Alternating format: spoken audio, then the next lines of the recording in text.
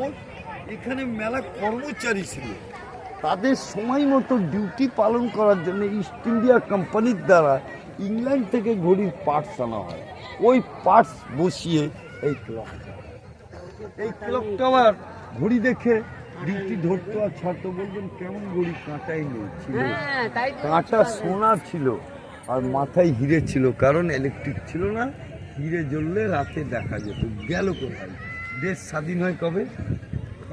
47, 15 August এটাও বলে।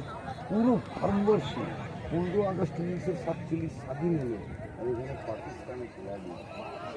এই মোহাম্মদ আলী জিন্নাহ তার লোকজন পাঠিয়ে দিল, তখন পূর্ব পাকিস্তান রাজশাহী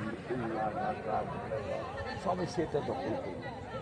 দখল যখন করে নিল, my father is his 3 years grandfather, ওরা বলে প্রথমে খুব ভয় পেলেন, তারপরে সবাই মিটিং করে এতটা হয়ে বেরিয়ে এসে পাকিস্তানের ফ্ল্যাগ 8 আগস্ট নামালো, ভারতের ফ্ল্যাগ লাগানো, বললেন জয় হিন্দ।